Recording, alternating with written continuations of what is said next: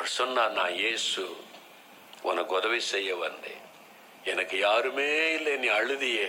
எனக்கு யாருமே இல்லை, நீ கண்ணீர் வடித்தியே. அந்த கண்ணீர் என் சமூகத்தில் வந்தது. நான் விதவைகளின் தேவன். எனக்கு யாருமே இல்லை என்று அழும் பொழுது அதை என்னால் தாங்கிக் கொள்ள முடியாது. ஆகவே நான் உதவி செய்ய வந்தேன். சொல்லிவிட்டு இயேசு சொன்னார், நான் தான் உன்னை சிருஷ்டித்த மெய்யான தேவன். நீ அழாதே, உன் குழந்தைய நான் ஆசீர்வதிப்பேன், உன் எதிர்காலத்தை ஆசீர்வதிப்பேன். நீ பயப்படாதே, உனக்கு நான் இருக்கிறேன். என்னை நோக்கி கூப்பிட, நான் உனக்கு உதவி செய்வேன் என்று சொல்லிவிட்டு என்னை குறித்து பைபிளில் எழுதப்பட்டிருக்கிறார், நீ வாசித்து அறிந்து கொள் என்று சொல்லிவிட்டு இயேசு மறைந்து விட்டார். அந்த சகோதரி எழும்பினாங்க, இப்படி ஒரு கடவுளா, என்னை தேடி வருகிற ஒரு கடவுளா, நான் அழும் பொழுது அருகில் வந்து எனக்கு தன்னை வெளிப்படுத்துகிற ஒரு கடவுளா. பக்கத்து வீட்டில் போய் கதவை தட்டினாங்க. அவங்க கதவை திறந்த போது, அரிய கிறிஸ்டியன், நீங்க கிறிஸ்தவங்களான்னு கேட்டாங்க. ஏஸ் வாடிவான், நாங்க கிறிஸ்தவங்க தான், என்ன வேணும்? ஒரு பைபிள் வேணும். உங்கள்கிட்ட பைபிள் தான் உன்னை தாங்கல.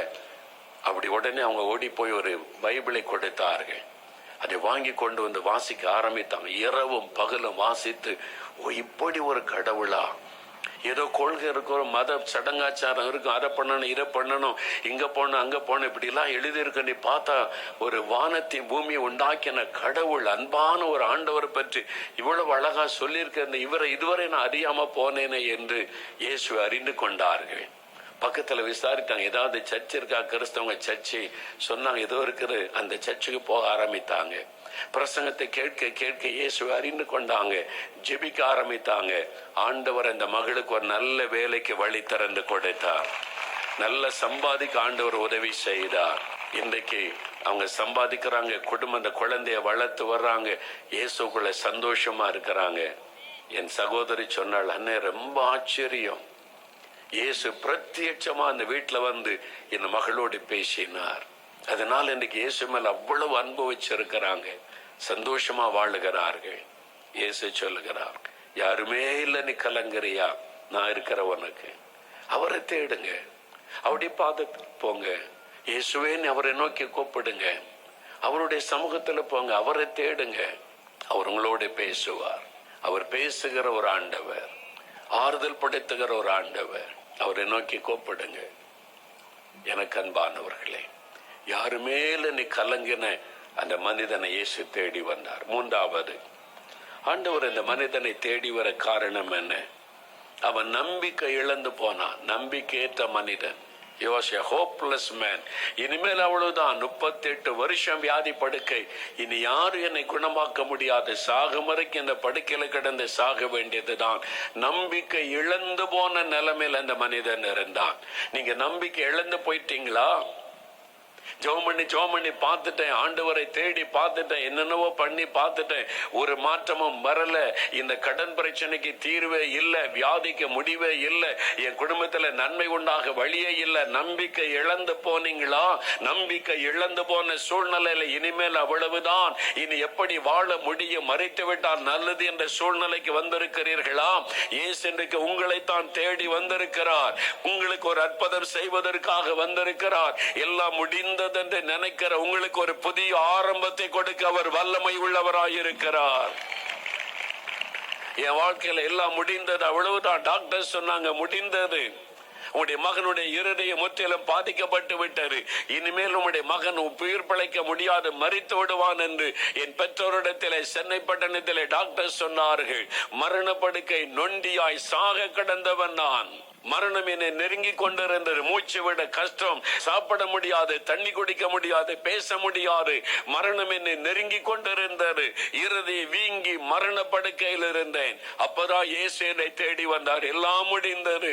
வீட்டில் ஒரு மரணம் சம்பவிக்க போகிறது. என் பெற்றோர் கலங்கி கொண்டிருந்த சமயம், இயேசுவை நம்பாத, இயேசுவை கேவலமாய் பேசின என்னை தேடி இயேசு வந்தார். எங்க வீட்டுக்குள்ள வந்தார், என்னை தொட்டார், என் மரண படுக்கையை மாற்றினார். ஒரு புதிய ஆரம்பத்தை கர்த்தர் எனக்கு கொடுத்தார்.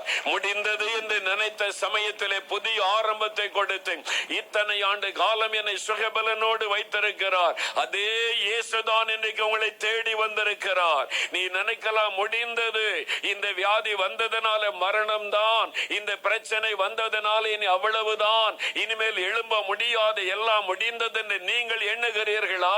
இயேசு உங்களுக்கு ஒரு புதிய ஆரம்பத்தை வைத்திருக்கிறார். அவரால் உங்களுக்கு ஒரு புதிய ஆரம்பத்தை கொண்டு வர முடியும், மாற்றத்தை கொடுக்க முடியும். ஆம் பிரியமானவர்களே, அவரால் சுகமாக்க முடியாத வியாதியும் ஒன்றுமில்லை, தீர்க்க முடியாத பிரச்சனையும் ஒன்று. என் ஊழிய பாதையில் ஆயிரமான அற்புதங்களை நான் பார்த்திருக்கிறேன். ஒரு சமயம் 2011 வருஷம் இலங்கையில் யுத்தம் முடிந்த உடனே மட்டக்களப்புன்னு ஒரு இடம் இருக்கிறது, பக்கத்துல செங்கலடி என்கிற இடத்துல அங்க இருக்கிற எல்லா பாஸ்டர்மார்கள் ஊழியர்களை இணைந்து ஒரு கூட்டம் ஒழுங்கு செய்திருந்தார்கள். அதில் பிரசங்கம் பண்ண நான் போயிருந்தேன். திரள் கூட்ட மக்கள் வாஞ்சியோடு கூடி வந்திருந்தார்கள். அதில் ஆண்டவர் செய்த அற்புதங்கள் ஆச்சரியமானவைகள். அதுல ஒரு அற்புதம் நினைவில் இருக்கிறது. 14 வயதுல ஒரு மகள், அவருடைய பெயர் தர்ஷினி என்பது. 14 வயசு, ஸ்கூல்ல படித்து கொண்டிருந்த பிள்ளைக்கு ஒரு கட்டி. அவள் வாமிட் பண்ண ஆரம்பித்தாள், ரத்த வாந்தி எடுத்தாள். அந்த கட்டியினுடைய பாதிப்பு டாக்டர் இடத்துல கொண்டு போனா சொல்லிட்டாங்க கேன்சர், இது கொடிய ஒரு கேன்சர், இது அவள் பிழைக்கிறது எனக்கு கஷ்டம்னு சொல்லிட்டாங்க. நான் 14 வயசுல வியாதி படுக்கையில படுத்தேன். எனக்கு ஏசு அற்புதம் செய்தார். அந்த மகளுக்கு 14 வயசுல அந்த பெண் பிள்ளைக்கு மார்புல கட்டி வந்த டாக்டர்ஸ் கைவிட்டுட்டாங்க. அவங்க ரொம்ப பக்தி உள்ளவங்க, முன்னோரை தெய்வமா வணங்குறவங்களாம். தங்களுடைய குடும்பத்துல செத்து போனவங்களே தெய்வமாய் வணங்குவது, ரொம்ப பக்தி ஆச்சாரம் உள்ளவங்க. அதெல்லாம் செய்தாங்க, அந்த வணக்கெல்லாம் செய்தாங்க. பரிகாரம் வழக்கத்துல சொன்ன பரிகாரங்கள் எல்லாம் செய்தாங்க. ஆனா ஒன்றிலும் பிரயோஜனம் இல்லை. வியாதி அதிகமாகி படுத்த படுக்கையில் ஆகிவிட்டாள். சுருண்டு கிடப்பாள், சாப்பிட முடியாத, ரத்தம் வாமிட்டு எடுத்துக்கொண்டே இருக்கும். அந்த குடும்பத்தார் பார்த்தாங்க, மரணம் நெருங்கி கொண்டிருக்க நம்பி எல்லாம் மற்ற போயிற்று. எனி டைம் அவளுக்கு மரணம் சம்பவிக்கலாம். அந்த நேரத்தில் இந்த கூட்டம் நடக்கிறாரு. யாரோ சொல்லி இருக்கிறாங்க, இயேசு அற்புதம் செய்யறாரு, இந்த கூட்டத்துக்கு கொண்டு போங்கன்னு சொல்லி. அந்த மகளை வாகனத்தில் வச்சு தூக்கிட்டு படுக்கையில தான் போட்டிருக்கிறான், உட்கார முடியாது. அந்த கூட்டத்தில் படுக்க வைத்திருக்கிறார்கள். ஏன்னா அந்த நோயினுடைய கொடூரம் அந்த அளவிற்கு. பிளட் வாமிட் பண்ணி பலவீனப்பட்டு படுத்திருந்தாள். ஆனா தேவ செய்தியை கவனமாய் கேட்டாள். முதல் இப்படி ஒரு கிறிஸ்தவ செய்தியை கேட்கிறாள், இயேசுவை பற்றி கேட்டு அந்த செய்தியை கேட்ட போது அவளுக்குள்ள ஒரு விசுவாசம். எல்லாரும் ஜெபிக்கும் போது ஜெபித்தாள், இயேசுவே எனக்கும் ஒரு சுகம் கொடுங்க, நான் சாக போகிறேன்னு சொல்றாங்க, என் வாழ்க்கை முடிந்ததுன்னு சொல்றாங்க, எனக்கு ஒரு அற்புதம் செய்யுங்க. கண்ணீர் விட்டு அழுதாள். வாலிப வயசுல நான் சாகணுமா, எனக்கு ஒரு அற்புதம் செய்யுங்கன்னு சொல்லி அந்த வாலிப மகளுடைய கண்ணீரை இயேசு கண்டார். அவருடைய வேதனையின் குரலை இயேசு கேட்டார். அந்த கூட்டத்துல ஜெப நேரத்தில் ஆண்டோடைய வல்லமை அவள் மேல இறங்கினாரு. இயேசுடைய வல்லமை இறங்கின உடனே ரத்தமாய் வாந்தி எடுத்தாள். அந்த கட்டி அவளை விட்டு வெளியேறி போய்விட்டார். வரும்போது தூக்கி கொண்டு வந்தாங்க, போகும்போது நடந்து போனாள். அற்புதமான சுகம். கேன்சர் கட்டி தேவன் எடுத்து போட்டார். அற்புத சுகம். இப்போ 2 வருஷத்துக்கு முன்னால நான் ஊழியத்துக்கு போனேன். அதுக்கு பக்கத்து ஊருக்கு அந்த மகள் வந்திருந்தாள். திருமணமாகி ஒரு குழந்தையோட கணவரோட மேடையில் எல்லாருக்கும் மத்தியில் அந்த சாட்சியை சொன்னாள். சாக கிடந்தேன், என் வாழ்க்கை முடிந்தது, அவ்வளவுதான் சொல்லிட்டாங்க. அந்த நேரத்தில் இயேசு குறுக்கிட்டார். இயேசு நோக்கி கூப்பிட்டேன். பொல்லாத அந்த மரண வியாதியை மாற்றி எனக்கு நல்ல கணவர், நல்ல குழந்தை, நல்ல குடும்பம் என்னை ஆசீர்வதித்து. அதுக்கு தான் இயேசு வந்தார். அதுக்கு தான் இயேசு உங்களை தேடி வந்திருக்கிறார். நம்பிக்கை இழந்து போன நிலைமையில் வந்திருக்கிறீங்களா? இன்றைக்கு ஆண்டவர் உங்களுக்கு ஒரு அற்புதம் செய்வதற்காக வந்திருக்கிறார். ஒரு புதிய ஆரம்பத்தை கொடுக்க வந்திருக்கிறார். நீங்க அவர் மேல விசுவாசம் வைங்க. உங்களுடைய வழிகளை ஆண்டவருக்கு ஒப்பு கொடுங்க. ஆண்டவர் அற்புதம் செய்வதை நீங்கள் காண்பீர்கள். 38 வருஷம் வியாதி கொண்டு மரண படுக்கையில் என்ற மனுஷனுக்கு அற்புதம் செய்த ஆண்டவர் இயேசு இன்றைக்கு உங்களுக்கு அற்புதம் செய்ய போகிறார். ஒரு பெரிய விடுதலை கொடுத்து உங்களை மகிழ்விக்க போகிறார். புதிய ஆரம்பத்தை கொடுக்க போகிறார். நீங்கள் விசுவாசித்தால் போதும். இன்றைக்கு அவரை விசுவாசிங்க. இயேசு எனக்கு ஒரு புதிய ஆரம்பத்தை வைத்திருக்கிறார். இயேசு என்னை நேசிக்கிறார். இயேசு என் மேல் அக்கறை உள்ள ஒரு கடவுள், அக்கறை உள்ள ஒரு தேவன், அக்கறை உள்ள ஒரு ரட்சகர், தாயை விட தகப்பனை விட என்னை நேசிக்கிறவர். அதனாலதான் சிலுவையில் உங்களுக்காக மரிக்க தன்னை ஒப்பு கொடுத்தார். அந்த இயேசுவை நோக்கி ஜெபிக்க போகிறோம். எத்தனை பேர் அவர் இன்றைக்கு உங்களுக்கு அற்புதம் செய்வார் என்று விசுவாசிக்கிறீங்க? எத்தனை பேர் விசுவாசிக்கிறீங்க? அப்படியே ஜெபிக்கும்படி எழுந்து நிற்போம். யாவரும் ஜெபத்தோடு எழுந்து நின்று என்னை கவனிங்க. 38 வருஷம் வியாதி கொண்ட மனிதன், வெகு நாட்கள் பிரச்சனை, வெகு நாட்கள் வியாதி, வெகு நாட்கள் போராட்டம், வெகு நாட்கள் பாவ பழக்கம். இனி மாற முடியாதுன்னு நினைக்கிறீங்களா? இயேசுவால் மாற்ற முடியும். இயேசுவால் தீர்க்க முடியும். இயேசுவால் குணமாக்க முடியும். இந்த அற்புதம் அதைத்தான் வெளிப்படுத்துகிறாரு. நீங்க உதவியற்ற நிலைமையில தவிக்கிறீங்களா? யாருமே எனக்கு இல்லையே, எனக்கு உதவி செய்வதற்கு இயேசு இருக்கிறார். இன்னைக்கு அவரை பிடித்து கொள்ளுங்க. நீங்க தான் எனக்கு. இந்த உலகத்துல யாரும் இல்ல. எல்லாருடைய அன்பு மாறிவிட்டது. இயேசுவே நீங்க தான் மாறாதவர். இயேசுவை பிடித்து கொள்ளுங்க. உங்களுடைய லைஃப் அவர்கிட்ட ஒப்பு கொடுங்க. நம்பிக்கை இழந்து போயிட்டீங்களா? முடியாததை முடிய செய்கிறவர் அவர். நம்பிக்கை இழந்து அவ்வளவுதான் நினைக்கிறீங்களா? இன்னைக்கு ஒரு புதிய ஆரம்பத்தை ஆண்டவர் தரப்போகிறார். கடைசியா ஒரு காரியம் நான் சொல்லி ஜெபிக்க போகிறேன். யோவான் 5:14 அந்த மனிதன் சுகமான பிறகு அவனை தேவாலயத்தில் இயேசு பார்க்கிறார். அவன் ஜெபாலயத்துக்கு வந்திருக்கிறான், தேவாலயத்துக்கு வந்திருக்கிறான். சுகமான அவனை இயேசு அடையாளம் கண்டுபிடித்து அவனை கூப்பிட்டார். அவனை பார்த்து ஒரு ஆலோசனை கொடுக்கிறார். இதோ நீ சுகமானாய், நான் உன்னை குணமாக்கினேன். நீ போ, இனி பாவம் செய்யாதே. சின் நோ மோர். நல்ல கவனிங்க. ஏன் அவன் வியாதி படுக்கைக்குள் ஆனான்? ஏன் அப்படி மரண படுக்கையில் அவஸ்தைப்பட்டு கொண்டிருந்தான்? ஏன் அவனுக்கு அப்படிப்பட்ட ஒரு வேதனை நாட்கள் வந்தது? அவனுடைய பாவத்தின் நிமித்தமாய். அவன் எத்தனை வயசுல வியாதி கொள்ளானா நமக்கு தெரியாது. ஆனால் இயேசுடைய வார்த்தை கவனிக்கும் போது அவனுடைய பாவத்தின் நிமித்தமாகத்தான் அவன் பாதிக்கப்பட்டு வியாதிக்குள்ளாகி அந்த வேதனைக்குள் வந்து விட்டான். அதனால் தான் இயேசு சொல்லுகிறார், நான் உனக்கு இரக்கம் காட்டி உன்னை குணமாக்கி விட்டேன். இனி பாவம் செய்யாதே. நீ செய்தால் என்ன நடக்கும்? அதிக கேடானது ஒன்று உனக்கு வராதபடி நீ பாவம் செய்யாதே. அதான் இயேசு கொடுக்கிற எச்சரிப்பு. அப்படின்னா என்ன அர்த்தம்? இனி நீ பாவம் செய்தால் இதை விட அதிக கேடானது உனக்கு வரும். இதை விட அதிக கேடானது நீ சந்திக்க வேண்டியது வரும். இயேசு அவனை எச்சரிக்கிறார். இன்றைக்கு உங்களை பார்த்து சொல்லுகிறார், அதிக கேடானது ஒன்று உனக்கு வராதபடி இனி பாவம் செய்யாதே. உன்னை நீ ஒப்பு கொடுக்கணும். இனி பாவம் வேண்டாம். இனி பாவ வழிகள் வேண்டாம். இனி உலக சிற்றின்பங்கள் வேண்டாம். உலகத்தின் மாயைகள் வேண்டாம். இந்த தவறான பழக்கங்கள் வேண்டாம். இந்த பாவ காரியங்கள் வேண்டாம். இந்த மதுபானம், விபச்சாரம், வேசித்தனம், அசுத்தங்கள், இந்த லஞ்சம், ஊழல், அநியாய சம்பாத்தியங்கள், இந்த பெருமை, பொறாமை, எரிச்சல்கள், பகைகள், சண்டைகள், சாதி பெருமை, குடும்ப பெருமை, பண பெருமை, இதெல்லாம் இனி வேண்டாம். அந்த பாவத்தை நீ ஒப்பு கொடுத்து அது வேண்டாம் ஆண்டவரே, இனி நான் ஒரு வித்தியாசமான வாழ்க்கை, இயேசு விரும்புகிற வாழ்க்கை வாழ்வேன் ஒப்பு கொடுக்கணும். அப்படி ஒப்பு கொடுத்த ஆண்டவர் இன்றைக்கு அற்புதம் செய்வார்.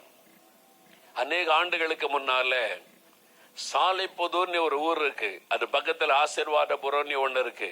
ஆசீர்வாதபுரம் நிறைய இடத்துல இருக்கு. இந்த சாலைப்புதூர் ஆசீர்வாதபுரம் என் ஊழியத்தின் ஆரம்ப காலத்துல நான் ஊழியத்துக்கு போயிருக்கிறேன்.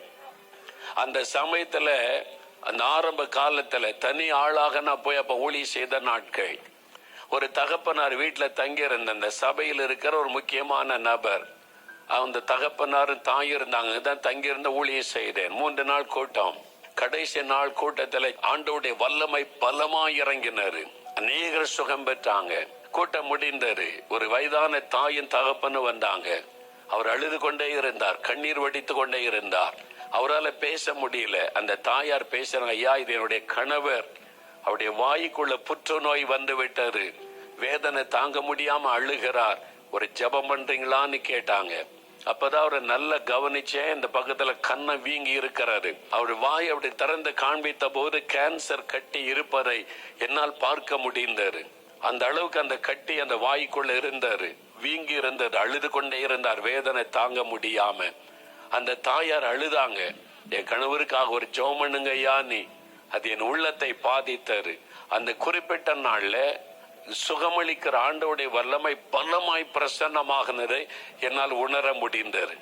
அதனால நான் அவர் மேல கை வைத்து கண்ணீரோட ஜெபம் பண்ண, ஆண்டவரே ஒரு வயதான ஐயா எவ்வளவு கஷ்டப்படுறாங்க, அவருடைய கண்ணீரை தொடங்க, நீங்க அற்புதம் செய்யுங்கன்னு சொல்லி அவருக்காக ஜெபம் பண்ணினேன். முடிச்சுட்டு வீட்டுக்கு போய்விட்டேன். அது ஊர்ல அந்த வீட்டுல அந்த தகப்பனார் வீட்டுல தங்கி இருந்தேன். அதிகாலை 5 மணி இருக்கும், அந்த கதவை யாரும் வந்து தட்டுறாங்க.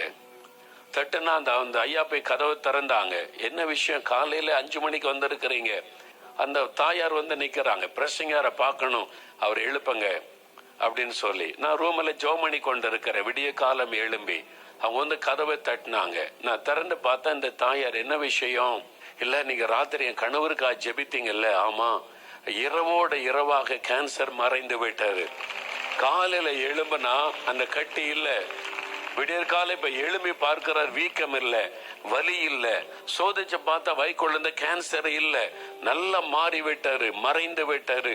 என் கணவர் என்னை எழுப்பி இப்பவே போய் சொல்லிட்டு வா, அந்த பிரசங்கியார்கிட்ட சொல்லிட்டு வா, எனக்கு சுகமாயிட்டு சொல்லிட்டு வான்னு என்னை அனுப்பி விட்டாங்க. அதனால தான் விடியற்காலையிலே வந்தையான்னு சொல்லி. நல்ல செய்தி தானே, எனக்கு ரொம்ப சந்தோஷம். எனக்குள்ள ஒரு பெரிய விசுவாசம் பெறப்பட்டது, இயேசு இவ்வளவு பெரிய அற்புதம் செய்திருக்கிறாரு என்று சொல்லி. ஆண்டவரை துதிங்க அப்படின்னு சொல்லிட்டு இப்ப நவரப்புற சர்ச்சுக்கு வர ஆரம்பித்தார். ரொம்ப பக்தியோடு கூட இருந்தார். பல மாதங்கள் கடந்தது. இடையிலெல்லாம் நான் ஊழியத்துக்கு போயிருக்கிறேன், ஆல்நைட் பிரேயர் நடத்த, அப்பெல்லாம் வருவார், நல்ல பைபிள் வாசிப்பது ஜெபம் பண்ணி கொண்டு இருப்பார். 1 வருஷம் கழிந்தது. திரும்ப ஒருக்க அந்த ஊருக்கு நான் போயிருந்தேன், அவரை காணும். நான் கேட்ட, ஒரு வயசான தகப்பனார் கேன்சர்லாம் சுகமாச்சே எங்க அப்படின்னு. அவரா, திரும்ப அந்த வியாதி வந்துட்ட பிரதர். திரும்ப வந்துச்சா? திரும்ப கேன்சர் வந்து சீரியஸ் ஆகி ரொம்ப கஷ்டப்பட்டு செத்து போயிட்டாரு. நான் வந்து ஆச்சரியப்பட்டேன். இயேசு சுகமாக்கினார், சுகம்தான், எனக்கு சுகம் கொடுத்தார். 14 வயசுல இன்னைக்கு வரைக்கும் சுகமா இருக்கிறேன்னு. என் மரணப்படுக்கை மாத்தினாரு. எப்படி திரும்ப வரும் வியாதி? போன வியாதி எப்படி வரும்? அப்ப அவங்க சொன்னாங்க, ஆண்டவர் சுகம் கொடுத்தது உண்மை. அவர் சர்ச்சுக்கு வந்தாரு, ஆல்நைட் பிரேயர் வந்தார், சாட்சி எல்லாம் சொன்னார், நல்லா இருந்தாரு. ஆனா அதுக்கு பிறகு 6 மாசம் நல்ல பக்தியா இருந்தார். அதுக்கப்புறம் மதுபான கடைக்கு போனார், நல்ல குடிச்சிட்டு வந்து மனைவி அடிக்கிறாரு, கெட்ட வார்த்தை பேசுறாரு, பாவத்துக்கு இடம் கொடுத்தார். திரும்ப பாவத்துக்குள்ள போன உடனே வியாதி வந்தாரு. முன்னிலும் கேடாக கஷ்டப்பட்டு அழுந்தி வேதனைப்பட்டு செத்து போனார். இதைத்தான் இயேசு சொல்லுகிறார், அதிக கேடானது ஒன்று உனக்கு வராதபடி இனி பாவம் செய்யாதே. 6 மாசம் அவர் நல்ல டெஸ்ட் பண்ணார், பயபக்தியா சர்ச்சுக்கு போனார், வந்தாரு, திரும்பி வந்துடக்கூடாதுன்னு. இனி திரும்பி வராதுன்னு நிச்சயம் வந்த உடனே சாரை கடைக்கு போயிட்டார். நீ சாரை கடை போவதற்காக அவர் குணமாக்க முடியாது. நீங்க பரிசுத்தமாய் வாழ்வதற்கு ஒப்பு கொடுத்தால் அவர் குணமாக்குவார். இல்லாவிட்டால் அதிக கேடானது வரும். நீங்கள் சுகம் பெற்றிருந்தாலும் விடுதலை பெற்றிருந்தாலும் பாவத்துக்கு இடம் கொடுத்தால் அதிக கேடானது வரும் என்று இயேசு எச்சரிக்கிறார். ஆண்டவர் சொல்லுகிறார், இனி பாவம் செய்யாதே, இனி லஞ்சம் வாங்காதே, இனி அநியாய சம்பாத்தியம் பண்ணாதே, இனி மதுபானம் குடிக்காதே, இனி போதை வஸ்துகளை பயன்படுத்தாதே, இனி பெருமைக்கு இடம் கொடுக்காதே, இனி கோபத்துக்கும் எரிச்சலுக்கும் இடம் கொடுக்காதே, இனி உன்னுடைய பாவ காரியத்தில் இடம் கொடுக்காதே.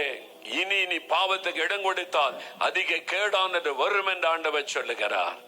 இன்னைக்கு ஒரு தீர்மானம் பண்ணுங்க, இயேசுவின் சிலுவைக்கு முன்பாக நின்று, ஆண்டவரே இதுவரை இந்த பாவத்துக்கு இடம் கொடுத்துட்டேன், துன்மார்க்கமா வாழ்ந்துட்டேன், இஷ்டப்படி வாழ்ந்துட்டேன், கண்கள் விரும்பினபடி மாமிச விரும்பினபடி வாழ்ந்துட்டேன், மதுபானத்திற்கு சூதாட்டத்திற்கு பாவத்துக்கு இடம் கொடுத்துட்டேன், பெருமைக்கு கோபத்துக்கு எரிச்சலுக்கு இடம் கொடுத்து வாழ்ந்துட்டேன். இனி அப்படியல்ல, இனி இயேசுவுக்காக வாழுவேன், பரிசுத்தமா வாழுவேன், இனி இயேசுவோடு வாழ்வேன், என்னை ஒப்பு கொடுக்கிறேன். அப்படி சொல்லுகிறவர்களுக்கு ஆண்டவர் அற்புதம் செய்ய போகிறார். அப்படி அர்ப்பணிக்கிறவர்களுக்கு ஆண்டவர் அற்புதம் செய்ய போகிறார். அப்படி ஒப்பு கொடுக்கிறவங்க அவங்க மாத்திரம் வலதுகரம் உயர்த்தி கண்களை மூடி ஜெபிக்கணும். எல்லாரும் கண்களை மூடி ஒரு 2 நிமிடம் ஜெபம். எல்லாரும் கண்களை மூடி, ஆண்டவரே இயேசுவே, இனி பாவம் செய்ய மாட்டேன். இனி அந்த பாவம் எனக்கு வேண்டாம். இனி அந்த மதுபானம் எனக்கு வேண்டாம். இனி அந்த போதை வஸ்துகள் எனக்கு வேண்டாம்.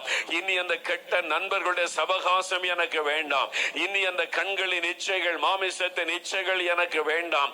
இனிமேல் அந்த பண ஆசை, பணம் சம்பாதிக்க முடியாய் ஆண்டவரை திருட்டுத்தனம் பண்ணுவது, கள்ள சம்பாத்தியம் பண்ணுவது, ஆண்டவருக்கு பிரியமில்லாத பொல்லாத சம்பாத்தியம் பண்ணுவது, கள்ள வியாபாரம் பண்ணுவது வேண்டாம் ஆண்டவரே. இனி பரிசுத்தமாய் வாழ ஒப்பு கொடுக்கிறேன். இயேசுவே, என் பாவங்களை மன்னிங்க. இயேசுவே, உங்க ரத்தத்தினால் என்னை கழுவுங்க. இயேசுவே, இனி நான் பாவம் செய்யாதபடி என்னை ஒப்பு கொடுக்கிறேன். இனிமேல் இந்த பாவம் எனக்கு வேண்டாம். இனிமேல் இந்த அசுத்தம் எனக்கு வேண்டாம். இனிமேல் இந்த பாவத்துக்கு நான் இடம் கொடுக்க கூடாது. இனிமேல் என் வாழ்க்கையிலே பரிசுத்தம், இனிமேல் என் வாழ்க்கையில உமக்கு பிரியமானதை செய்வேன். ஒப்பு கொடுங்க, ஒப்பு கொடுங்க, ஒப்பு கொடுங்க. தன் பாவத்தை மறைக்கிறவன் வாழ்வடைய மாட்டான். அறிக்கை செய்து விட்டு விடுகிறவன் இரக்கம் பெறுவான். இனி பாவம் செய்யாதே ஆண்டவர் சொல்லுகிறார். அதிக கேடானது வரும், அதிக கேடானது சம்பவிக்கும். இனி பாவம் செய்யாதே. ஒப்பு கொடுங்க, ஒப்பு கொடுங்க, ஒப்பு கொடுங்க. ஆண்டவரே, இனி இந்த பாவத்துக்கு இடம் கொடுக்க மாட்டேன். இனி இந்த பாவத்தை செய்ய மாட்டேன். ஆண்டவரிடத்தில் ஒப்பு கொடுங்க. தகப்பனே, கரமுயர்த்தி ஜெபிக்கிற பிள்ளைகளை பாருங்கப்பா. தன்னுடைய பாவத்தை உணர்ந்து இனி பாவம் வேண்டாம், இனி இந்த பாவத்தை செய்ய மாட்டேன், இனி இந்த பாவத்துக்கு இடம் கொடுக்க மாட்டேன். இயேசுவே, என்னை மன்னியும், ரட்சியும், ஆசீர்வதியும், சுகமாக்கும் என்று ஜெபிக்கிறார்களே. உம்முடைய ரத்தத்தை இவர்கள் மீது தெளிப்பீராக. இயேசுடைய ரத்தம் இவர்கள் மேலே தெளிக்கப்படுவதாக. இயேசு கிறிஸ்துவின் ரத்தம் சகல பாவங்களை நீக்கி சுத்திகரிக்கும் என்ற வார்த்தை இப்பொழுது நிறைவேறுவதாக. ஒவ்வொருவர் மீதும் அந்த ரத்தம் தெளிக்கப்படுவதாக. பாவ கட்டுகள் அறுக்கப்படுவதாக. பாவத்தின் வல்லமைகள் அழிக்கப்படுவதாக. பாவத்தில் என்ற ஒரு விடுதலை உண்டாவதாக. இனி இந்த இச்சைகளும், குடிப்பழக்கங்களும், போதை வஸ்துகளும் இயேசுவின் நாமத்தில் வெளியேறுவதாக. அந்த லஞ்சம், ஊழல், அநியாய சம்பாத்தியங்கள் இயேசுவின் நாமத்தில் வெளியேறுவதாக. ஒரு நியாயமான, நேர்மையான, நீதியான வாழ்க்கை வாழ எங்களை ஒப்பு கொடுக்கிறோம் ஆண்டவரே. எல்லா கரமுயத்தை சொல்லுங்க. ஆண்டவரே, நீதியான வாழ்க்கை வாழுவேன், ஒழுக்கமான வாழ்க்கை வாழுவேன், பரிசுத்தமான வாழ்க்கை வாழுவேன், அநீதிக்கு இடம் கொடுக்க மாட்டேன். சம்பாத்தியத்திலே நீதி, வாழ்க்கையிலே நீதி, அநீதிக்கு நான் இடம் கொடுக்க மாட்டேன். இயேசுவே, உம்மை போல நான் வாழணும். இனிமேல் பாவத்துக்கு இடம் கொடுக்க மாட்டேன். எங்க வீட்டுக்குள்ள, வியாபாரத்தில், தொழில், வேலையில ஒப்பு கொடுங்க, ஒப்பு கொடுங்க. 5 பைசா கூட லஞ்சம் வாங்க மாட்டேன். வாங்குகிற சம்பளமே போதும் என்று வாழுவேன். வாங்குகிற சம்பளத்துக்கு நேர்மையாய் வேலை செய்வேன். அநீதியான காரியத்தை செய்ய மாட்டேன். என்னுடைய சம்பாத்திய நேர்மையானதாயிருக்கும். ஒப்பு கொடுங்க ஆண்டவரிடத்தில், ஒப்பு கொடுங்க. தகப்பனே, இத்தனை பிள்ளைகள் ஒப்பு கொடுக்கிறாங்கப்பா. இன்று முதல் எல்லாவற்றையும் புதிதாக்குகிற ஆவியானுடைய வல்லமை இவர்கள் மேல இறங்குவதாக. பரிசுத்த ஆவியானுடைய வல்லமை இறங்குவதாக. புதிதாக்குகிற ஆவியானவர், அக்னிமயமான ஆவியானவர் உம்முடைய பிள்ளைகள் மேல ஊற்றப்பட வேண்டுமாய் செபிக்கிறேன். பரிசுத்தமாய் வாழுவதற்கு உம்முடைய வல்லமை அருளுவீராக. அபிஷேகத்தை அருளுவீராக. ஒவ்வொருவர் மேலும் உம்முடைய வல்லமை இறங்குவதாக. ஆவியானுடைய அக்கினி இறங்குவதாக. பரிசுத்தமாய் வாழ உதவி செய்வீராக. இன்றைக்கோடு இந்த பழைய பாவங்கள் ஒளியேட்டும். ஒரு புதிய இருதயம், புதிய வாழ்க்கை. நன்றி சொல்லுங்க. எல்லாம் கரம் தட்டி இயேசுவே ஸ்தோத்திரம்னு சொல்லுங்க. இப்போ உங்களுடைய விடுதலை, சுகம், ஆசீர்வாதத்துக்கு ஜெபிக்க போகிறோம். இயேசுவின் பெயரை சொல்லணும். இயேசுவே தொடும். எல்லாருடைய நாவுகளும் இயேசுவின் பெயரை சொல்லணும். இயேசுவே என்னை தொடும், இயேசுவே என்னை குணமாக்கும். தகப்பனே, நசரேயனாக இயேசுவின் நாமத்தில் உம்முடைய பிள்ளைகளுடைய விடுதலைக்காக, சுகத்துக்காக நான் ஜெபிக்கிறேன். கண்களுக்காக நான் ஜெபம் பண்ணுகிறேன். குருட்டு கண்களிலே பார்வை வரும்படி வேண்டுதல் செய்கிறேன். குருடர்கள் இயேசுவின் நாமத்தில் பார்வை அடைந்தார்கள். என்ற வார்த்தை இங்கே நிறைவேறுவதாக. இயேசுவின் நாமத்தில் குருட்டு கண்கள் திறக்கப்படுவதாக. இயேசுவின் நாமத்தில் குருட்டு ஆவிகளை கடிந்து கொள்ளுகிறேன். இயேசுவின் நாமத்தில் செவிட்டு ஆவிகளை கடிந்து கொள்ளுகிறேன். இப்பொழுது கண்களிலே தெளிவான பார்வை வருவதாக. கிட்ட பார்வை, தூர பார்வை சுகம் உண்டாவதாக. பாதிக்கப்பட்ட கண்கள் சுகம் அடைவதாக. கண்களிலே காணப்படுகிற வலிகளும் காந்தல்களும் எரிச்சல்களும் மறைவதாக. இயேசுவின் நாமத்தில் கண்களிலே தெளிவு வரட்டும். கண்களிலே சுகம் வரட்டும். இயேசுவின் நாமத்தில் தெளிவான பார்வையும் சுகமும் கண்ணிலே உண்டாகட்டும். செவிட்டு ஆவிகளை இயேசுவின் நாமத்தில் நான் கடிந்து கொள்ளுகிறேன். காதிலே காணப்படுகிற வலிகள் மறையட்டும், இரைச்சல்கள் மறையட்டும். இப்பொழுது காதுகள் திறக்கப்படட்டும். இயேசுவின் நாமத்தில் ஊமையும் செவிடுமான ஆவிகளை கடிந்து கொள்ளுகிறேன். இயேசுவின் நாமத்தில் குருடும் செவிடுமான ஆவிகளை இயேசுவின் நாமத்தில் கடிந்து கொள்ளுகிறேன். சுகம் உண்டாவதாக. இயேசுவின் நாமத்தில் கட்டிகள் மறையட்டும். கேன்சர் கட்டிகள் மறைந்து போகட்டும். இயேசுவின் நாமத்தினாலே மார்பிலே காணப்படுகிற கட்டிகள், வயிற்றிலே காணப்படுகிற கட்டிகள் ஆண்டவரே இயேசுவின் நாமத்தில் மறைந்து போகட்டும். கர்ப்பப்பையிலே காணப்படுகிற கட்டிகள் மறையட்டும். கழுத்திலே காணப்படுகிற தைராய்டு கட்டிகள் இயேசுவின் நாமத்தில் மறைந்து போவதாக. Every lump must disappear in the name of Jesus. இயேசுவின் நாமத்தினால் கட்டிகள் மறைந்து போகட்டும். இயேசுவின் நாமத்தில் கேன்சர் வியாதிகள் விலகட்டும். நசரேயனாகிய இயேசுவின் நாமத்தில் விடுதலை உண்டாவதாக. கட்டிகள் மறைந்து போகட்டும். இயேசுவின் நாமத்தில் பக்கவாத நோய்கள் மாறுவதாக. இயேசுவின் நாமத்தினால் ஆர்த்ரைட்டிஸ் இயேசுவின் நாமத்தில் மறையட்டும். ஜாயிண்டுகளிலே காணப்படுகிற வலிகள் விலகுவதாக. முழங்காலிலே முழங்கையிலே காணப்படுகிற வலிகள் விலகட்டும். சகல வியாதிகளும் இயேசுவின் நாமத்தில் விலகட்டும். அல்சர் வியாதிகள் மறையட்டும். இயேசுவின் நாமத்தினாலே இருதய பலவீனங்கள் நீங்கி சுகம் இருதயத்திலே உண்டாவதாக. கர்ப்பப்பையில் இருக்கிற பிரச்சனைகள் நீங்கி கர்ப்பத்தின் ஆசீர்வாதம் இயேசுவின் நாமத்தில் உண்டாவதாக. குழந்தை இல்லாத பிள்ளைகளுக்கு குழந்தை செல்வத்தை இந்த ஆண்டிலே அருளி செய்வீராக. அவருடைய சந்ததி பெருகும்படி ஆசீர்வதியும். கர்ப்பத்தின் ஆசீர்வாதம் உண்டாவதாக. ஆண்டவரே கடன் பிரச்சனை, பண பிரச்சனையில கஷ்டப்படுகிற பிள்ளைகளுக்காக ஜெபிக்கிறோம். இந்த கடன் பிரச்சனையில் இந்த விடுதலை கொடுப்பீராக. ஆண்டவரே கடன் பிரச்சனையில் இந்த விடுதலை கொடுப்பீராக. வறுமைகள் மாறட்டும், வருமானங்கள் பெருகட்டும். அவருடைய தொழில்களை ஆசீர்வதியும். நஷ்டமடைந்த தொழில்கள் ஆசீர்வதிக்கப்படட்டும். ஆண்டவரே வருமானத்தை பெருக பண்ணி ஆசீர்வதியும். நிலங்களை ஆசீர்வதியும். அவருடைய நிலங்களிலே செழிப்பான அறுவடையும் செழிப்பான ஆசீர்வாதம் உண்டாகும்படி விளைச்சலை பெருக பண்ணுவீராக. இயேசுவின் நாமத்தில் ஆசீர்வதியும். ஒவ்வொரு குடும்பங்களும் ஆசீர்வதிக்கப்படட்டும். இன்று முதல் அவருடைய குடும்பங்களுக்குள்ளே சமாதானம் உண்டாகட்டும், ஆசீர்வாதம் உண்டாகட்டும். எல்லா தடைகளும் விலகட்டும். ஆண்டவரே தொழிலில்லாத பிள்ளைகளுக்கு தொழிலுக்கு வழி திறக்கப்படட்டும். வேலை இல்லாத பிள்ளைகளுக்கு வேலைக்கு வழிகள் திறக்கப்படட்டும். திருமண காரியங்களை வாய்க்க பண்ணும். நம்முடைய கரம் தொடுகிறதற்காக ஸ்தோத்திரம். ஒவ்வொருவரையும் ஆசீர்வதிக்கிறதற்காக ஸ்தோத்திரம். இந்த வருஷத்துல அவருடைய வாழ்க்கையில ரெட்டிப்பான ஆசீர்வாதம் உண்டாகட்டும். செழிப்பும் நன்மையும் உண்டாகட்டும். கர்த்தர் ஆசீர்வதிக்கிறதற்காக ஸ்தோத்திரம். இயேசு கிறிஸ்துவின் நாமத்தில் ஜெபிக்கிறோம் பிதாவே, ஆமென். என்று ஒரு இளைஞர் அங்க இருந்தா எங்க வலிக்கும் முழங்கால் வலி வலிக்கும். நட்டமா 10 நிமிஷம் கூட நிக்க முடியாது. ஒரே குத்தா குத்தும், அப்படியே குத்தும் உள்ளுக்குள்ள. 3 years அந்த பிரச்சனை. நான் 3 நாள் கூட்டத்துக்கு வந்திருக்கேன். இன்னைக்கு கூட்டத்துல எசப்பா எனக்கு நீங்க சுகம் தரணும், நான் சாட்சி சொல்லுவேன் அப்படின்னு சொன்னேன். நீங்க ஜெப வேளையில என் பேரை சொல்லி கூப்பிட்டீங்க. முதல் ஆரம்பத்துல ஈஸ்வரி நீ கூப்பிட்டீங்க சொல்லி ஜாயிண்ட் வலி அப்படின்னு சொன்னீங்க. எனக்கு ஆண்டவர் அந்த வலி சொல்லி போயிட்டு இப்ப இல்ல துப்புரவா இல்ல. பாருங்க அவங்க பேரு, அவங்களுடைய வியாதி, அவங்க பேர் மாத்திரம் இல்ல, அவங்களுக்கு என்ன பிரச்சனைன்றதை கர்த்தர் சொல்றார். அவங்களுடைய எலும்புல தான் வலி, ஜாயிண்ட்ல 2 முழம் 3 வருஷமா 10 நிமிஷம் கூட நிக்க முடியாது. கத்தர் முற்றிலும் மாத்திட்டார், குணமாக்கிட்டார். இயேசுக்கு எல்லாம் ஸ்பரத்தை கை தட்டி சொல்லி இயேசுக்கு நன்றி சொல்லுங்க. அல்லேலூயா. God bless you sister, God bless you. Okay, கண்ணுல என்ன பிரச்சனை? 5 வருஷமா கண்ணே தெரியாம மங்களாவே இருந்துச்சு. மங்கலா தான் இருக்கும். ஆமா, ஒரு கண்ணு பார்வையிலேயே தான் இருந்தது. கண்ணை மூடிக்கிட்டு ஜெபம் பண்ண அந்த கண்ணானது நல்ல இருட்டு கிடங்க ஒத்த கண் பார்வையிலேயே தான் இருந்து. இப்ப நல்ல தெளிவா நல்ல எல்லா மக்களும் எல்லாம் நல்லா தெரியுறாங்களா? நல்லா தெரியும். இருட்டா கண்ணு ஒத்த கண் பார்வை தான் இருந்துச்சா? பாருங்க, 5 வருஷமா இப்ப எல்லாம் நல்லா தெரியும்படி அற்புத சுகம் கொடுத்திருக்கிறாங்க. இயேசுவுக்கு நன்றி. God bless you. என்ன உங்களுக்கு பிரச்சனை இருந்தது? ஊரல் இருக்குது. எத்தனை வருஷமா? 3 வருஷமா இருந்தது. 3 வருஷமா? ஜெபத்துல ஆண்டவர் என்ன சொன்னாரு? இந்த கருப்பா ஊரல் இருக்கும், அந்த உனக்கு சுகம் கிடைக்குதுமா அப்படின்னு சொன்னீங்க. என்ன நடந்துச்சு? எனக்கு சுகம் கிடைத்தது, உணர்வு கிடைக்கும். நல்ல உணர்றீங்க சுகம். 3 வருஷமா சர்ம வியாதி.